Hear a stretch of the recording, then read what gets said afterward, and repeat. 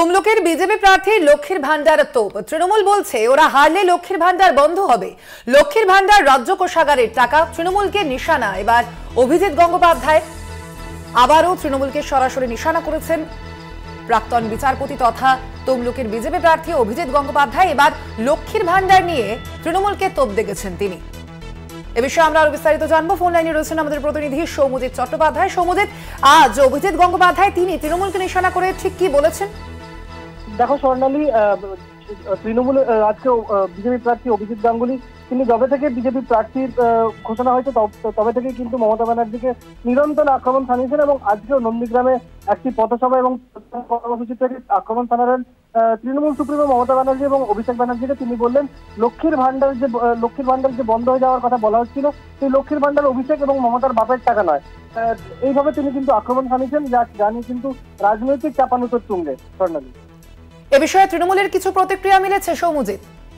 দেখো, তৃণমূল এই ব্যাপারটাকে পুরোটাই তৃণমূল বলতে চাইছেন যে এইরকম নিরন্তর কুমন্তব্য করে যাচ্ছেন অভিজিৎ গঙ্গোপাধ্যায় এবং এর জন্যই কিন্তু এর প্রভাব কিন্তু ভোট ব্যাংকে পড়বে বলে তৃণমূলের দাবি। স্বর্ণালী, ধন্যবাদ তোমায়। আমরা কথা বললাম, আমাদের সঙ্গে প্রতিনিধি ছিলেন ফোন লাইনে সৌমজিৎ চট্টোপাধ্যায়। তমলুকের বিজেপি প্রার্থী আজ লক্ষ্মীর ভান্ডার নিয়ে তৃণমূলকে সরাসরি আক্রমণ করেছেন। তিনি ঠিক কি বলেছেন শোনাবো।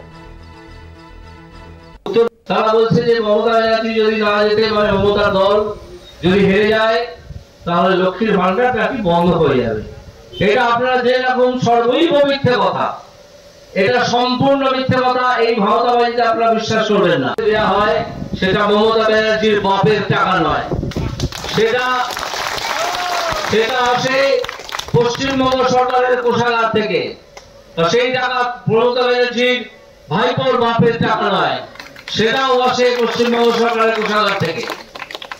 পশ্চিমবঙ্গ সরকার থেকে যে টাকা আসে কোষাগার থেকে, এই 1000 টাকা বা 1200 টাকা, সেই টাকাটা আপনার জেনে রাখবেন অত্যন্ত কম। সারা ভারতবর্ষে যেখানে যেখানে এই স্কিমটা চালু আছে, সরাসরি মানুষের হাতে টাকা পৌঁছে দেওয়ার স্কিম, সেখানে আসামে পায় 3000 টাকা, উত্তরপ্রদেশে এবং রাজস্থানে পায় 3500 টাকা।